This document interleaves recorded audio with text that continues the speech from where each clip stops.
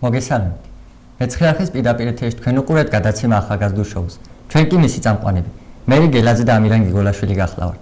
დღევანდელი გადაცემის თემაა ახალგაზრდებისთვის არასასკოლო წრეების სიმცირე ადიგენის მუნიციპალიტეტში. თუ რა პრობლემები აქვთ მათ და რა სურთ, ამ თემასთან დაკავშირებით ვისაუბრებთ მოწვეულ სტუმრებთან ერთად.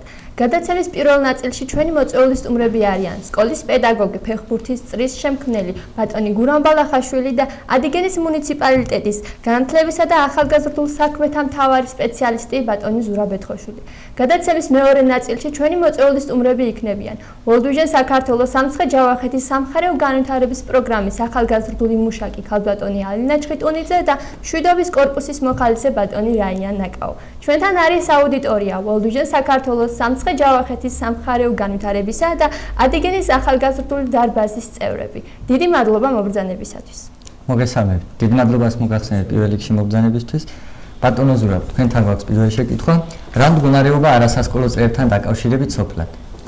მოგესალმებით, მადლობა მოწვევისთვის. არასასკოლო წრეებთან დაკავშირებით ჩვენს გვაქვს სპორტული წრეები სხვადასხვა სოფლებში ჩამოგითვლით. ეხლა მოხეშია მაგალითად ჭიდაობის წრე, დაბა ადიგენში გვაქვს ჭიდაობის, კლავჭიდის, რაგბის, ფეხბურთის წრეები, ასევე სხვადასხვა სოფლებში უდეში გვაქვს ჭიდაობის წრე, ჭადრაკის წრე და ეს ფეხბურთის წრე გვაქვს ასევე კიდევ არალში გვაქვს ჭიდაობის წრე, გვაქვს სოფელ წახანში კალათბურთში გოგონებისთვის წრე და ვარხანსა და აბასთუმანში გვაქვს რაგბის წრეები, ეს არის ჩვენი წრეები და ასევე დაბა ადიგენში გვაქვს ქორეოგრაფიული ორი წრე და ერთი ფოლკლორის შემსწავლელი წრე.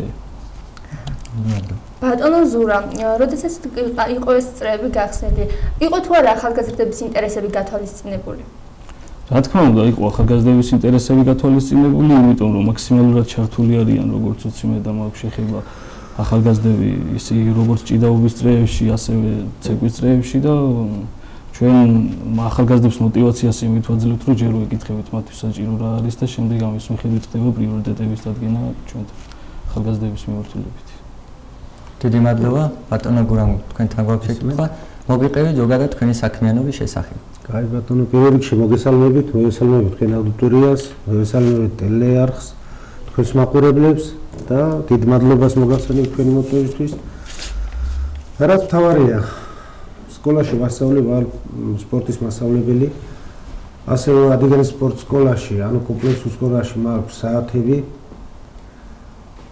მაქვს როგორც წარმოთქვა წრე ფეხბურთის, ეს რა თქმა უნდა მას შემდეგ არ არის რაც 2008 წლის ომის შემდეგ მე რო ჩამომეყალიბებია და გუნდი მყოლო და ეს გუნდი მე დიდი ხანია ჩამოყალიბებული მაქვს ვასწავლით ფეხბურთს რაც მთავარია ეხლა გოგონებმაც კი გამოთქვეს სურვილი და ძალიან მოვესალმები თუ მქონდა ერთი წრე ეხლა მაქვს სამი წრე მაქვს პატარებში მეორე კლასიდან მეხუთე კლასის ჩათვლით პირველი წრე მეორე წრე მე-6-დან მე-10 კლასის ჩათვლით და გოგონები მე-5-დან მე-9 კლასის ჩათვლით. დიდი მადლობა. ბატონო გურამ, რატომ გადაწყვიტეთ მაინც და მაინც ფეხბურთის წრის შექმნა? ნუ ეხლა როგორც გითხრათ, ფეხბურთის წრე მე თვითონ რახან სპორტის მასწავლებელი, მე ვიყავი ადიგენის განახლების მეკარე, თამაშობდი ფეხბურთს.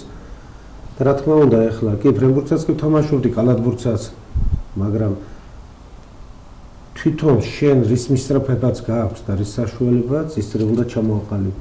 მე ეხლა რომ მითხრა ჭიდაობის წრე ჩამოაყალიბე, რაგბის წრე ჩამოაყალიბე, ვერ ჩამოაყალიბება რა. ამიტომ გადაწყვეტილი მქონდა და დიდ მიღწევებიც აქვს. თუ კი ჩვენ სკოლაში მოხდრილი არიან ვოლდუჟენიდან და იქიდან, ნანახი აქვთ ის კუთხეც გაკეთებული და ყველაფერი. დიდი მადლობა. დიდი მადლობა. ბატონო ზურა, თქვენთან გვაქვს შემდეგი შეკითხვა ისე. არის თუ არა თქვენთვის ცნობილი ახალგაზრდების საჭიროებები? ჩვენთვის ახალგაზრდების საჭიროებები, ესე რომ ვთქვათ, რაღაც კვლევა არ გვაქვს ჩატარებული, აქედან გამომდინარე მუნიციპალიტეტი გეგმავს 2017 წლის დასასრულს, სანამ 2018 წლის ბიუჯეტი იქნება დამტკიცებული, ჩავატაროთ კვლევა სოფლის დონეზე და ვნახოთ შემდეგ რა პრიორიტეტები გამოიკვეთება. დიდი მადლობა. დროა ჩავთოთ აუდიტორიაც, კითხვა აუდიტორიიდან. მესამებით მე ვარ დავითი და ვარ ადიგენის ახალგაზრდული წრის წევრი. და ბატონ გურამთან მაქვს ასეთი შეკითხვა. ბატონ გურამ, როდესაც თქვენ ქმნით ფეხბურთის წრეს, ფიქრობდით თუ არა რომ ანუ რამდენად ფიქრობდით რომ წარმატებული იქნებოდა ფეხბურთის წრე? კაი, მადლობთ, ძალიან კარგი შეკითხვა. იქიდან გამომდინარე, როდესაც ხედავ შენ სკოლაში ბავშვი რა საშუალება და რა შესაძლებლობა აქვს, იმის დამიხედ უნდა ჩამოაყალიბო წრე, ხო? და ამ გადასახედიდან რომ გადავხედოთ, ძალიან დიდი მოწოდება იყო ბავშვების და მონდომება, რომ ჩართულიყვნენ და ევარჯიშათ ფეხბურთში. დიდი მადლობა. ბატონო ზურა, თქვენთან გვაქვს შეკითხვა, როგორ შეუძლია მოაგვაროს არასასკოლო წრეების პრობლემა მთავრობამ? სწორედ მაგას ვამბობთ, ანუ წეღანს, როდესაც ჩვენ გვექნება საჭიროებების კვლევა და ანუ კვლევის შედეგად გამოვლენილი პრიორიტეტები, შემდეგ ანუ მაქსიმალურად იქნება ჩვენი მხრიდან იმიზაობა, რომ ახალგაზრდებს შეუწყოთ ყველანაირად ხელი, ბიუჯეტში გავითვალისწინოთ რაღაც კონკრეტული თანხები და აქედან გამომდინარე მოხდეს მათი საჭიროებების დაკმაყოფილება, ასე რომ ვთქვათ. დიდი მადლობა. ბატონო გურამ, როდესაც თქვენ ქმნიდით ფეხბურთის წრეს, შეგხვდათ თუ არა რაიმე სირთულეები და თუ იყო სირთულეები, როგორ გადალახეთ ისინი? რომ მოგახსენებთ, ახლა სირთულეებთან დაკავშირებით ნებისმიერ რამეს თუ წამოიწყებ, აბსოლუტურად ყველაფერს ნებისმიერ რაც არ გინდა გააკეთო, სირთულეებთან არის დაკავშირებული. ამას თუ ის ახალგაზრდობა, ის მომავალთაობა არ გამოყვა შენ, ყოველთვის გექნება სირთულე, მაგრამ ნებისმიერი სირთულის დაძლევა და დაბრკოლების გადალახვა შეიძლება შენს გვერდით მომავალთაობა თუ დგას. კითხვა აუდიტორიიდან გისმით მარია? მე გახლავართ მარიამი, მუხის სასკოლო კლუბიდან და კითხვა მაქვს ბატონ ზურასთან. ბატონო ზურა, სანამ ადგილზე გაიხსნება არასასკოლო წრეები, ადიგენის მუნიციპალიტეტს შეუძლია თუ არა უზრუნველყოს მოსწავლეთათვის უფასო ტრანსპორტირება, რათა იარონ ადიგენში არასასკოლო წრეებზე? ანუ მაგასთან დაკავშირებით ესე ერთ პიროვნულ პასუხს ახლა ამ ეტაპისთვის ვერ გაგცემთ, იმიტომ რომ შესათანხმებელია მაქსიმალურად შევეცდებით, რომ ეგ პრობლემაც მოგვარდეს, სანამ ადგილზე იქნება რაღაც წრეები და ვნახოთ ერთი სიტყვით როგორ იქნება. კიდევ ერთი კითხვა აუდიტორიიდან. ბატონო გურამ, მივართავდი თუ არა რაიმე საშუალებებს მოტივაციის სასამაღლებლად ბავშვებში? ახლა მე როგორ ვგიქრა, განაცვალე მისამართი, ნებისმიერი რამე ბავშვებთან თუ მოტივაცია არ აქვს, ვერაფერს ვერ გააკეთე. ნებისმიერ რამეზე, თუ გინდა ეს ფეხბურთი იყოს, თუ გინდა ეს ნებისმიერი რამე, თუ გინდა წიგნთან ურთიერთობა და სკოლასთან ურთიერთობა იყოს. თუ თვითონ მასწავლებელს და თვითონ მოსწავლესაც მოტივაცია არ აქვს, წინ ვერ წახვალ და ვერაფერს ვერ გააკეთე. ბატონო ზურა, თანამშრომლობთ თუ არა სხვა ორგანიზაციებთან ახალგაზრდული განვითარების მხრივ? კი, თანამშრომლობთ, ურდუჟენთან თანამშრომლობთ საკმაოდ აქტიურად. ჩვენ გვაქვს ასევე მოგახსენებთ ერთი-ორი სიტყვით გეტყვით, რომ ახალგაზრდული ცენტრი, რომელიც შეიქმნა ადიგენში და ყველა ახალგაზრდისთვის ღიაა მისი კარი, შეუძლიათ ნებისმიერი აქტივობა დაგეგმონ. ეს ახალგაზრდული ცენტრის შექმნის იდეა იყო ჩვენი გამგებლის ბატონი ზაქარიანი დილაძის, რომელიც შემდეგ დაგვეხმარა ურდუჟენ სამხარეო განვითარების პროგრამა. ჩვენ გავარემონტეთ მათ აღჭურვეს საჭირო ინვენტარით, ამისთვის დიდი მადლობა მათ და მის ხელმძღვანელებს, როგორც ჩემი სახელით, ისე ბატონი ზაქარიას სახელით, მინდა მადლობა გადავუხადო ურდუჟენს. მადლობა. თემის განხილვაში აქტიურად ჩართულია ჩვენი აუდიტორიაც, ის კითხვა აუდიტორიიდან. მოგესალმებით, მე ვარ ლინდა, ზარმის სასკოლო კლუბის წევრი. კითხვა მაქვს ბატონ ზურასთან, გამგეობა თუ დააპირებთ არასასკოლო წრეების გახსნას სხვადასხვა სოფლებში, რა კრიტერიუმების მიხედვით აპირებთ სხვადასხვა წრეების გახსნას კონკრეტულ სოფლებში?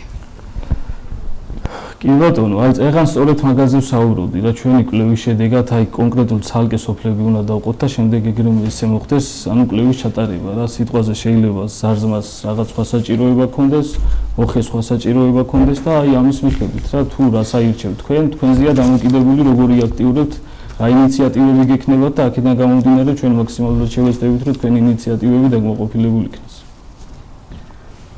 ბატონო გურამ, თქვენთან გვაქვს კითხვა, როგორ უნდა გავაუმჯობესოთ მდგომარეობა ახალგაზრდული კუთხით? პირველ რიგში ახალგაზრდული კუთხით გაუმჯობესება ნებისმიერის შეიძლება თვითონ ახალგაზრდების მონდომებით. ახალგაზრდა თუ მონდომებულია, ნებისმიერ სიტუაციაში და გამოვალ მდგომარეობაში არ ჩავარდები და ყველაფერს გააკეთებ. თუ ჩავარდნილია ახალგაზრდობაში, აი სიხალისე და მარტო კომპიუტერებზე და ტელეფონებზე თუ იქნებიან ჩაწვდენილი, არაფერი არ გაბო. ახალგაზრდა ჯანმრთელი უნდა იყოს, უნდა მიყვებოდეს სპორტს, უნდა მიყვებოდეს იმ სწავლას და მარტო არა ტელეფონებს და მარტო არა იმ კომპიუტერებს. მადლობა, ვიდრე აუდიტორიდან კითხვას დასავლდით, ერთი კითხვა მაქვს თქვენთან, გადმოვინაცვლე კითხვით და შემდეგ თქვენს დასვით კითხვა. თქვენი აზრით, რატომ არის აუცილებელი არასასკოლო წრეების არსებობა სოფლებში?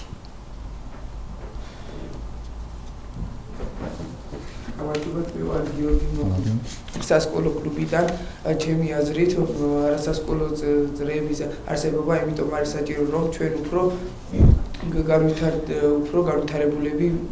განვითარებულები ვიქნებით. დიდი მადლობა. ლიზა, შენ სიტყვი. მოგესალმებით, მე ვარ ლიზა და ადიგენის ახალგაზრდული ცენტრიდან. ძალიან მნიშვნელოვანია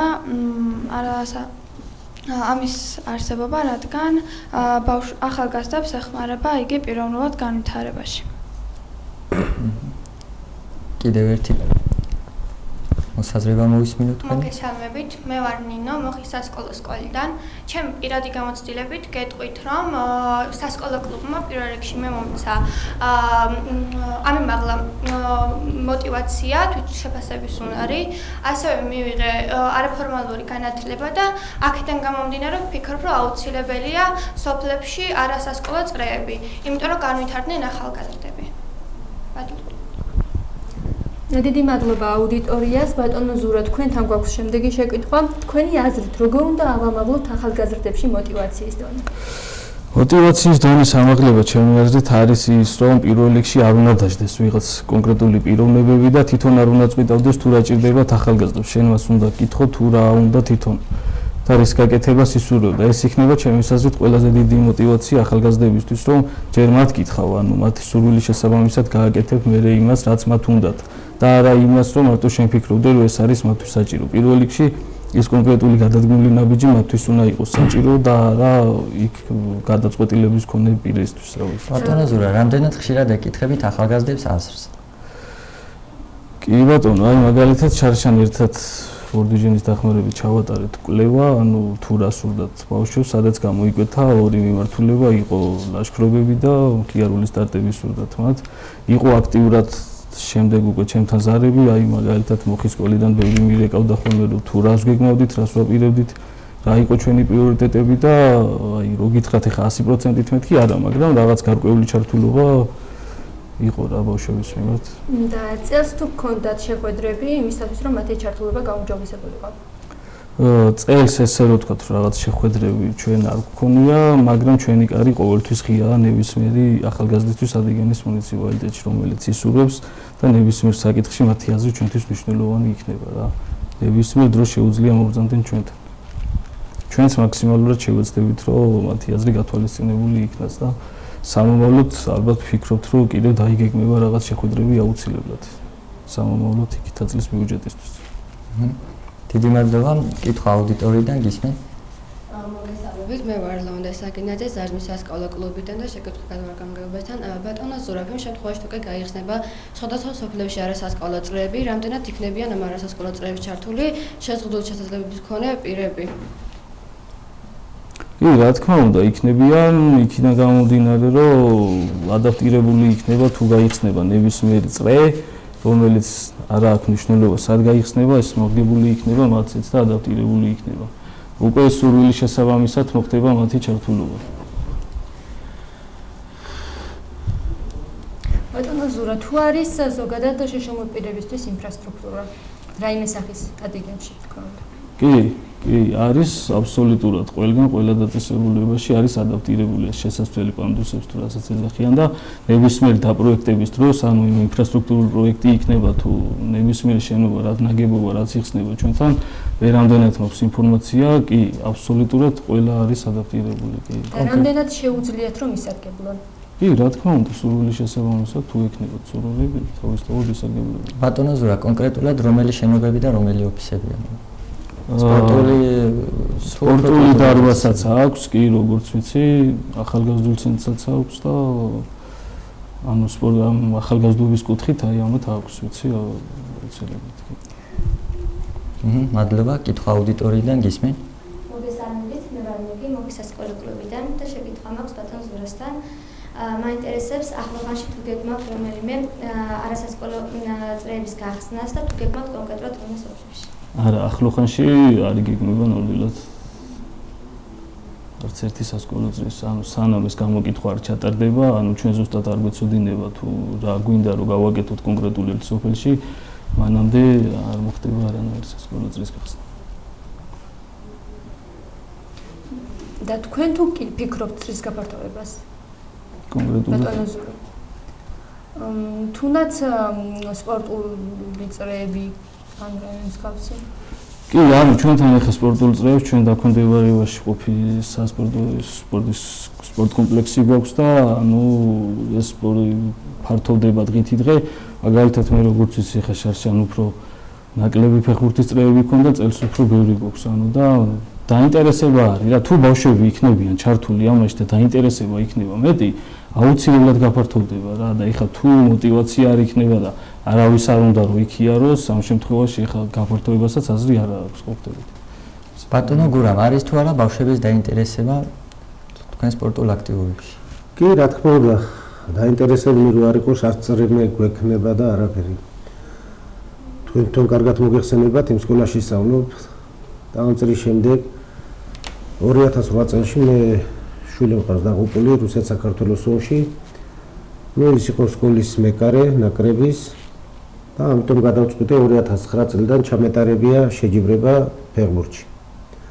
რა თქმა უნდა, ამაზე დიდი გამოხმაურება იყო, რომ ყველა რაიონის მუნიციპალიტეტის, ადიგენის მუნიციპალიტეტის სკოლებს მიეღოთ მონაწილეობა, მაგრამ რახან ერთდღიანია, გადავწყვიტე ახლო მდებარე სკოლები ჩამერთო. ამიტომ ჩაერთო ლელოვანი, ბოლაჯური, ეთელი, ბენარა, არლის და უდის ორივე სკოლა. ნუ ახლა სმადას აქვს, სმადას რომ როგორ ჩავხვდე ჩვენც და ვაპირებ ახლა ჩემპიონატის ჩატარებას ვაპირებ, ამას ტელევიზიაც გადამოწმება თქვენი, იმიტომ ყოველთვის მოწვეული მყავს და დიდი მადლობა მინდა ვისარგებლო დღევანდელი შემთხვევით და მადლობა გადაუხადო მეცხრე არხის ყველა თანამშრომელს გვერდზე დგომისთვის და ამას რომ мотиваცია არ ქონდეს და ბავშვი დაინტერესება არ ქონდეს, ეს არ გაკეთდება და ვერ ჩემპიონატ ჩავატარებ და ვერაფერს ვერ გავაკეთებ. ამიტომ აქვს ხალისიც აქვს და დღესაც თუ გინდა შეეკითხოთ ნებისმიერ სკოლას, რომელი სკოლებიც ამაში მონაწილეობენ, ყველა სურვილი აქვს, როდის იქნება ალიკასტაში, როდის ჩავატარებ, რა როდის და რა. ბატონო გურამ, ალბათ ადვილი არ იყო თქვენთვის ამ ტრაგედიის გადატანა, მაგრამ მას შემდეგ თუ გაგჩენიათ სურვილი, რომ შეგექმნათ მაგალითად სხვა სოფლებშიც ეს წრეები და უფრო აქტიურად ჩართულიყვნენ კიდევ და კიდევ მასში ახალგაზრდები. ახლა ერთი რამეა ამ ჩართულობას, კი მართალია სხვა სოფლებშიც, მაგრამ ჩემთან ნუ სამი სკოლა დადის, არლის საჯარო სკოლა, უდის მეორე და უდის პირველი. ხო? და ახლა მე მართლა ხო ვერ მოვასწრებ სკოლგან წრეს. ყოველი დღე დაფეთული ვარ. მადლობა, კითხვა აუდიტორიდან გისმენთ? გამარჯობათ, მე ვარ გურანდა ზარზმის სასკოლო კლუბიდან და ბატონ გურამთან მე შეკითხვა. რამდენ ხანში ერთხელ იმართება ჩემპიონატები? წელიწადში ერთხელ.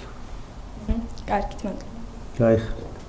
რა სახის ჩემპიონატები ბატონო გურამ? მხოლოდ ფეხბურთში? ფეხბურთს, მხოლოდ ფეხბურთს ვატარებ, მხოლოდ ამასაც ვატარებ ჩემი სახსრებით.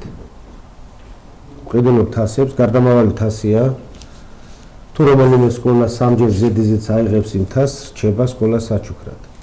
მეორე და მესამე ადგილებისთვის თასები აგერც ეხლაც ნაყიდი მაქვს, სიგელები გაკეთებულია, მედლები შეძენილი გაქვს და ველოდებით ამინდებს. ამინდები როგორც კი გამოვა, ჩავატარებთ.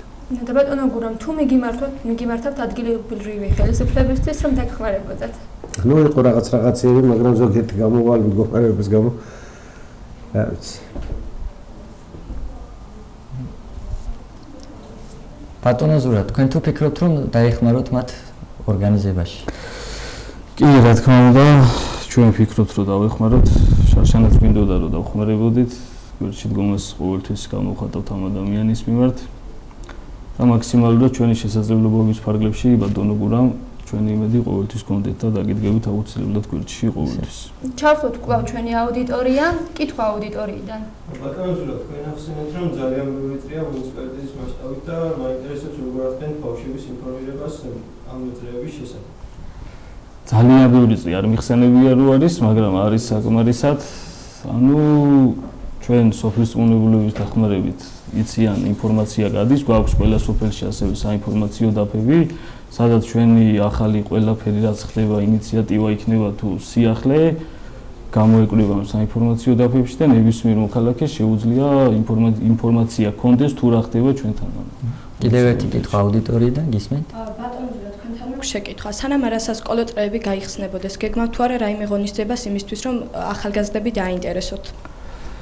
ახალგაზრდების დაინტერესებასთან დაკავშირებით მოგახსენებთ, ჩვენ გქონდა ახლა საკმაოდ კარგი სპორტული ფესტივალი, დაასრულდა უკვე. ახალგაზრდები არ ვიცით თქვენ ინფორმირებული რამდენად იყავით, მაგრამ წესით უნდა ყოფილიყავით. ამას ატარებდა ბავშვთა და ახალგაზრდობის ეროვნული ცენტრი, იყო 4 სახეობა: ფეხბურთი, ქუჩის კალათბურთი, სპრინტი, ჭადრაკი, სადაც ნებისმიერ ახალგაზრდას შეეძლო ჩართულიყო და თუ არ ვცდები, გუშინ თუ გუშინ წინ მოხდა მაგ სპორტული ფესტივალის დასრულება.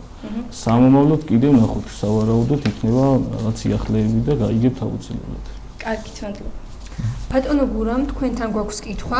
აპირებთ ამ მიმართულებით საქმიანობის გაგრძელებას მომავალში? კი, რა თქმა უნდა, სანამ ცოცხალი იქნება ეს გაგრძელდება.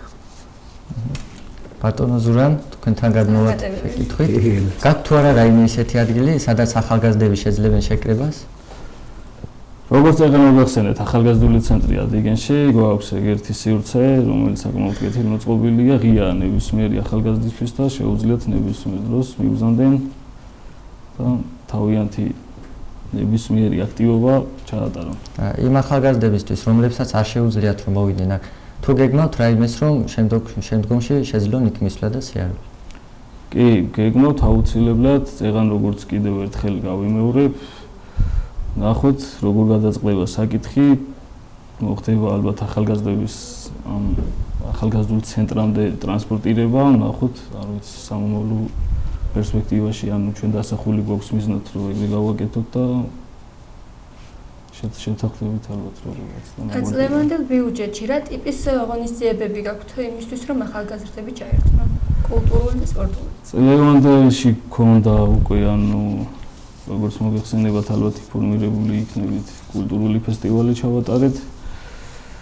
დაბააბას თუმაში, რომელიც საკმაოდ კარგი და წარმატებული გამოვიდა ჩემის აზრით, ასევე გვაქვს სხვადასხვა სპორტული ღონისძიებები დაგეგმილი, მინი ფეხბურთი, ჭიდაობა გვაქვს ასევე, ჭადრაკში გვექნება სავარაუდოდ კი არა და აუცილებლად შეჯიბრება და აი ეს უფრო ძირითადად სპორტული ღონისძიებები გვაქვს დაგეგმილი.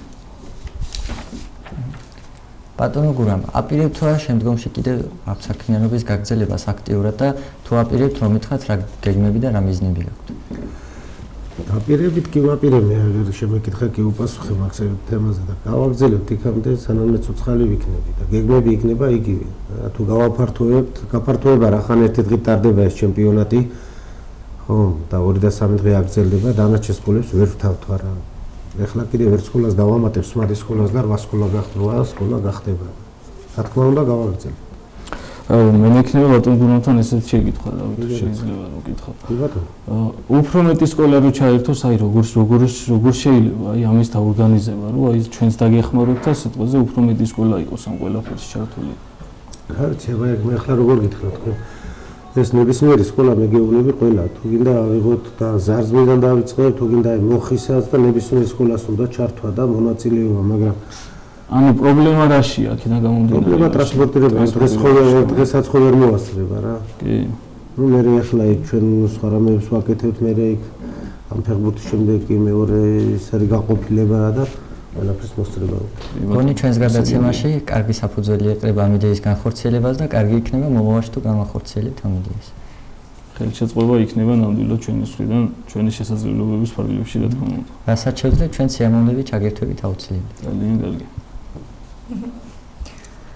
ბატონო გურა, აპირებთ თუ არა აქტიურად გაგრძელებას თანამშრომლობის სხვა ორგანიზაციებთან?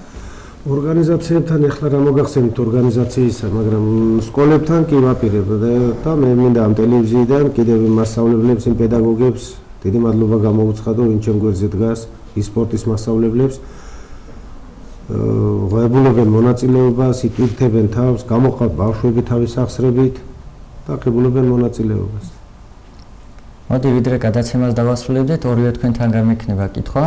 რას ურჩევდით ახალგაზრდებს ზოგადად რომ გითხრათ 1-2 სიტყვით თქვენ გარო დავიწყოთ ბატონოზება? კი ბატონო, ახალგაზრდებისთვის ესეთი რჩევა მიქნებოდა. მე პირადად რომ რაც შეიძლება მაქსიმალურად მეტად ჩართული იყვნენ ნებისმიერ პროცესში, რაც მიმდინარეობს ახალგაზრდობის კუთხით, სპორტის კუთხით. კიდევ ვიტყვი და წერანაც აღნიშნე, რომ ჩვენი კარი მუდამ ღია ნებისმიერისთვის, ასევე ჩვენი ხელმძღვანელობისთვის, ბატონი ზაქარიასთვის ნებისმიერი ინიციატივა შეიძლება შემოვიდეს ჩვენთან, განვიხილოთ ერთად, ვისაუბროთ თუ რისთვის იქნება ის საჭირო და არ ვიცი, თქვენი მაქსიმალური ჩართულობა, ჩვენი შესაძლებლობების ფარგლებიდან ნახოთ რა გამოგვივა. პირველ რიგში მე მინდა ახალგაზრდებს უსურვო ჯანმრთელობა, მშვიდობა, კარგი სწავლა. ეს პირველი ეტაპის გადალახვა და მე უმაღლეს სასწავლებლებში გაგრძელებას გისურვებთ ყველას. და რაც მთავარია, ჯანსაღი ცხოვრება და კაი სწავლა. ყველა ერთად უნდა ვაკეთოთ. რეკლამაზე გავდივართ. ჩვენი გადაცემის პირველი ნაწილი ამით დასრულდა. გადაცემის თემა არის არასასკოლო წრეების სიმცირე ადიგენის მუნიციპალიტეტში. თემის ირგვლივ მოწვეული სტუმრები იყვნენ. სკოლის პედაგოგი, ფეხბურთის წრის შემქმნელი ბატონი გურამ ბალახაშვილი და ადიგენის მუნიციპალიტეტის განათლებისა და ახალგაზრდულ საქმეთა მთავარი სპეციალისტი ბატონი ზურაბ ეთხოშვილი. ხოლო გადაცემის მეორე ნაწილში ჩვენი მოწვეული სტუმრები იქნებიან ვალუჟან საქართველოს სამცხე-ჯავახეთის სამხარეო განვითარების პროგრამის ახალგაზრდული მუშაკი ქალბატონი ალინა ჩხიტუნიძე და მშვიდობის კორპუსის მოხალისე ბატონი რაია ნაკაო. ჩვენთან იქნება კვლავ ჩვენი აუდიტორიაც. არ გადართოთ, მალე დავბრუნდებით.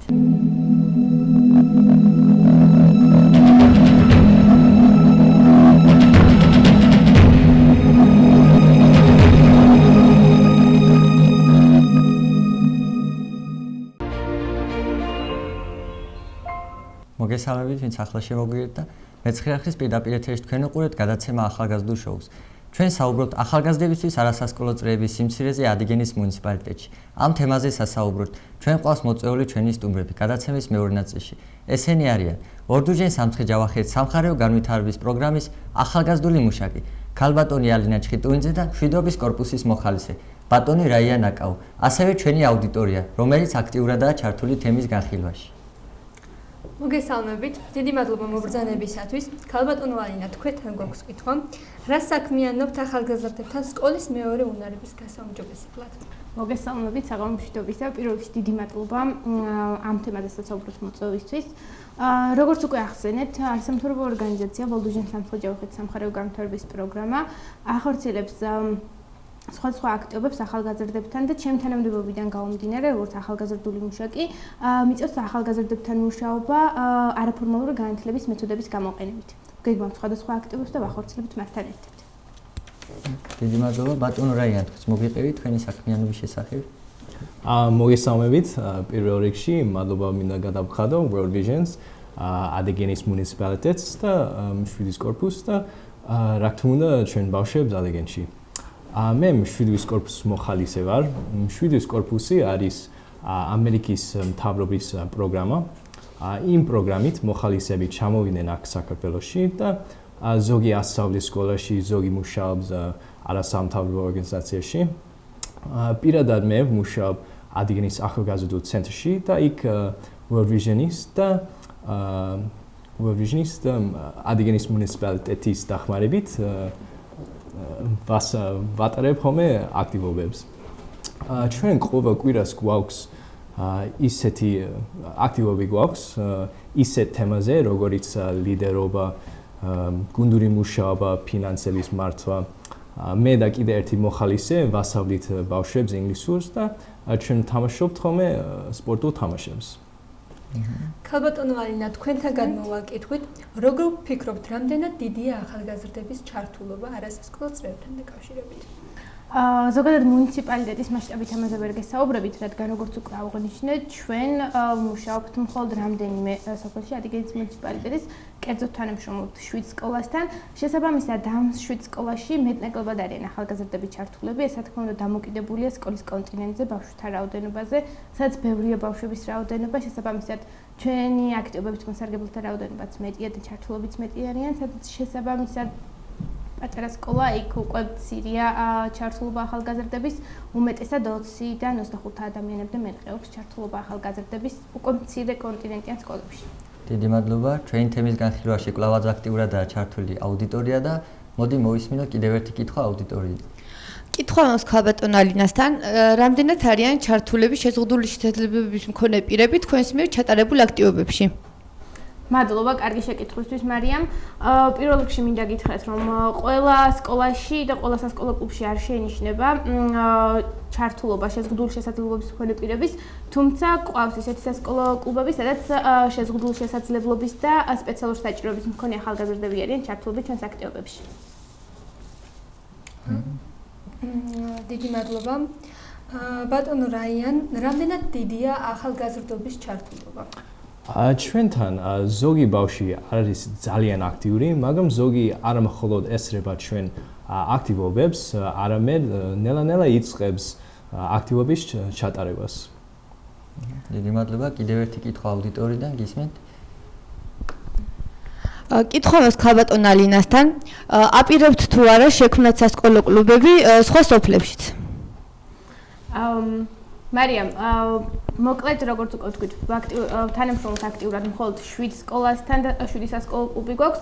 ეს უკვე სამომავლო გეგმებია და ეს არის მთლიანად ორგანიზაციის გეგმა, ამიტომ შეიძლება გადაიხედოს, მაგრამ ამ ეტაპზე ზუსტად ვიცით, რომ აქტიურად ვაგრძელებთ თანამშრომლობას 7 სასკოლო კლუბთან. ბატონო რაიან, თუ აქტიურობენ ახალგაზრდები? კი, ჩემი აზრით აქტიურობენ და Yeah, they're definitely very active. ხო, ისინი საკმაოდ აქტიურები არიან. ძირითადად რა ღონისძიებებში უფრო აქტიურობენ, ანუ უფრო რისკენ აქვს მისწრაფებები?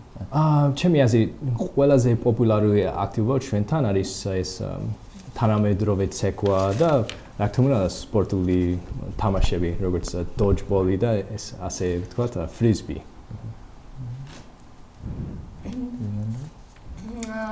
გადავიდეთ ადიგენის ახალგაზრდულ წევრებთან კითხვით. რატომ გადაწყვიტეთ ახალგაზრდულ ცენტრში მოსვლა? ლიზი, თუ მე მინდოდა რომ ამაღლებინა მოტივაცია და უფრო განვითარებულიყავი პიროვნულად და როდესაც გავიგე რომ უკვე ადიგენშიც იყო ამის შესაძლებლობა, არ გაუშვი შანსი ხელიდან და მივედი.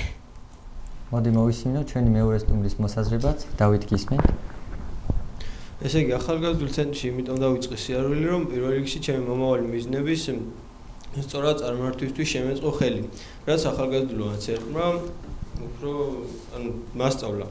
ასევე ახალგაზრდულმა ცენტრმა მასწავლა ისიც თუ როგორ დავაფიქსირო ჩემი საკუთარი აზრი და როგორ ვწერ სხვის აზრსაც პატივი. დიდი მადლობა, ბატონო რაიან. კვლავ თქვენთან გადმოვალ კითხვით, რა შეიცვალა მას შემდეგ, რაც თქვენი მოსვლის შემდეგ ახალგაზრდებში, ანუ რაც თქვენი მიხედვით? ჩემი აზრით, ყველაზე დიდი ცვლილება, რაც შევამჩნიე, არის ის, რომ ბავშვები უფრო მეტად პატივს ცემენ ერთმანეთს და ფიქრობენ არა მხოლოდ თავის განვითარებაზე, თემის განვითარებაზეც. ქალბატონო ალინა, თქვენთან გადმოვალ კითხვით, რომელ აქტივობებს ანიჭებენ ახალგაზრდები უპირატესობას? ახალგაზრდები უმეტესად თვითონ გეგმავენ აქტივობებს სამეთისურიდან გამომდინარე, ეს დამოკიდებულია თვითონ და განსხვავებულია ყველა სასკოლო კლუბისთვის და იმიტომ რომ ახალგაზრდების ზრუნვები განსხვავებულია და საჭიროებები ყველა სკოლაში. უფრო მეტად ალბათ ინტელექტუალური თამაშები, რასაც როდის ეტალონი, სპორტული შეჯიბრებები, მხარული სტარტები, ლაშქრობები, აგრეთვე შემეცნებითი აქტივობები, როგორიც არის მცირე სემინარები სხვა აქტუალურ თემებზე. მადლობა, კიდევ ერთი კითხვა აუდიტორიიდან. კითხვა ქალბატონ ალინასთან, რა კრიტერიუმებით შეირჩა სოფლები, სადაც არის გახსნილი სასკოლო კლუბები?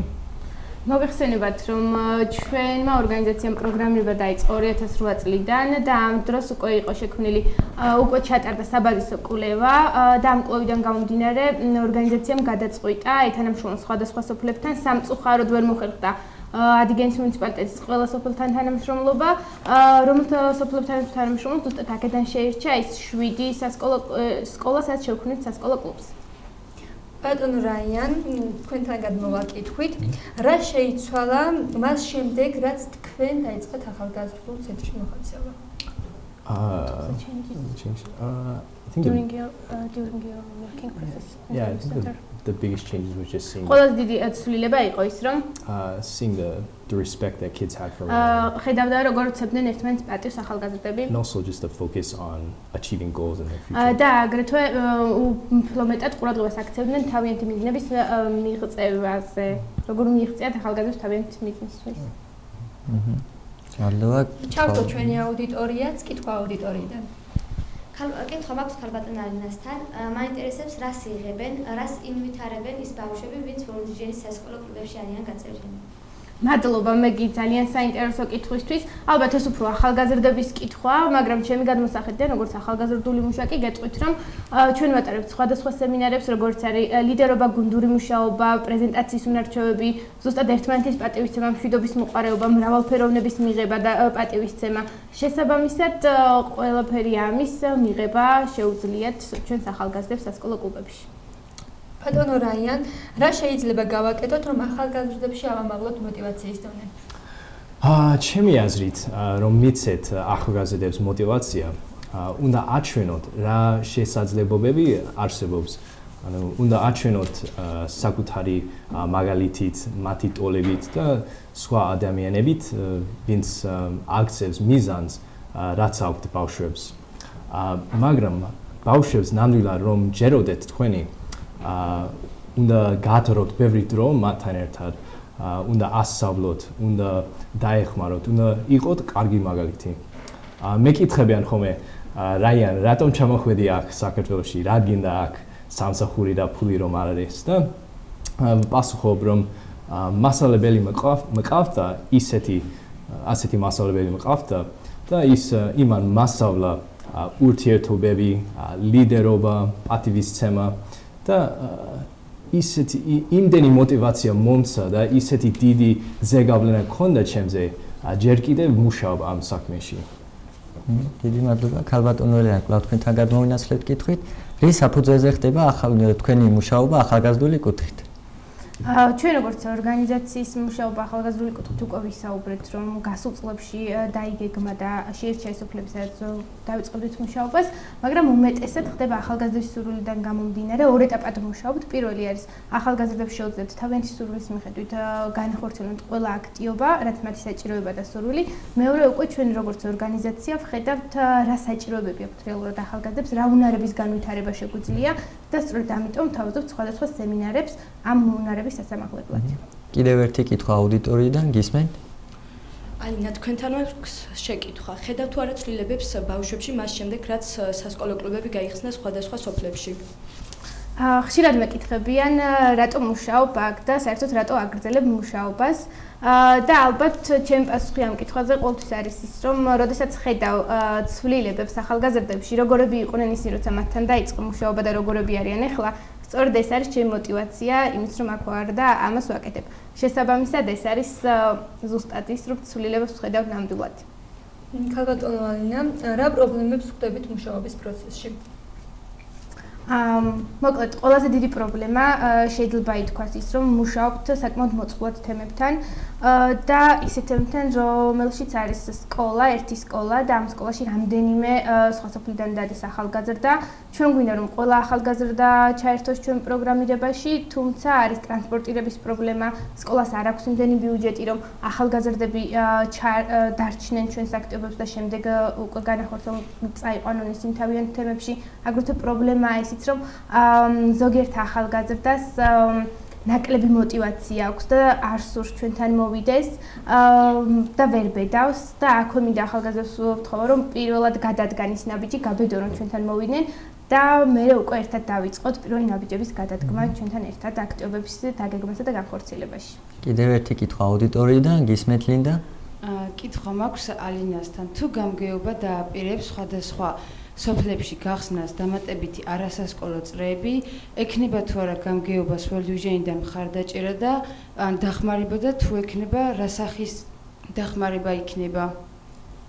წინა სტუმარმა ადიგენის მუნიციპალიტეტის კულტურის სამსახურიდან უკვე ახსენა, რომ პირველი ნაბიჯები ჩვენი თანამშრომლობის შედგა.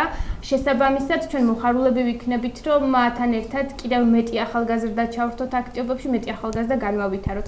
ალბათ ვითანამშრომლობთ და დავეხმარებით. ქალბატონო ალინა, ფიქრობთ რომ ახალგაზრდები თქვენთან უფრო თანამშრომლებენ ვიდრე მთავრობასთან? ცალსახაპასხოს ვერ გაგცემთ, იმიტომ რომ ჩვენ თანამშრომლობთ ცალკე და ზუსტად ვიცით რამდენად აქტიურები არიან ჩვენთან ახალგაზრდები, თუმცა მუნიციპალიტეტს თვითონ აქვს რაღაც აქტივობები, სადაც ახალგაზრდებს რთავს. უბრალოდ შემიძლია ვთქვა, რომ ჩვენს მიერ მუნიციპალიტეტის და ორგანიზაციის მიერ ერთობლივად დაგეგმილი ღონისძიებები ყოველთვის წარმატებულია და ამ წარმატებას რა თქმა უნდა განაპირობებს ორივე მხრიდან ახალგაზრდების მაქსიმალური ჩართულობა. ჩვენი გადაცემის დრო თანდათანობით იწურება. მოდით ჩავთვალოთ ჩვენი აუდიტორია, კითხვა აუდიტორიიდან. ქალბატონ ალინასთან. როგორ ფუნქციონირებს მიკროფონში თუ შეიძლება ხმობა. აწი. როგორ ფუნქციონირებს სასკოლო კლუბები? ჩვენთან ყოველ წლის დასაწყისში სექტემბერში, სასწავლო წლის დასაწყისში სექტემბერში მივდივართ სკოლებთან, გვაქვს დიდი საინფორმაციო შეხვედრა. ყველა ახალგაზრდას მე-11 კლასის ჩათვლით ვიწვევთ ამ შეხვედრაზე, ვაცნობთ ინფორმაციას, თუ რა არის საერთოდ ჩვენი სასკოლო კლუბი, როგორ აქტივობებს დავგეგმავთ და რას ვახორციელებთ. ზუსტად ამის შემდეგ უკვე ხდება ის, რომ ყალიბდება ახალგაზრდები მოდიან ჩვენთან ირჩევენ ჩვენ სასკოლო კლუბებს, არ ვიცი რომელ აქტივობებში უნდათ ჩაერთონ და ასე შემდეგ. ყოველკვირეულად ვატარებთ მათთან შეხვედრებს. თვის განმავლობაში პირადად მე მაქვს 2 შეხვედრა მინიმუმ ახალგაზრდებთან და შემდეგ უკვე ვცდილობთ უფრო მეტად გავაქტიურდეთ, დავესწროთ ახალგაზრდების მიერ ჩატარებულ სხვა ღონისძიებებს. რა ვიცი, მოკლედ ძალიან დიდი ჩართულობა ჩვენი მხრიდან ახალგაზრდების მიერ დაგეგმილი ღონისძიებების განვითარებაში. კიდევ ერთი კითხვაც და დავასრულოთ გადაცემამდე და გისმენთ? გამარჯობა, თქვენი ვარაუდები ახალგაზრდულ ცენტრთან დაკავშირებით, სადაც თქვენ მუშაობთ.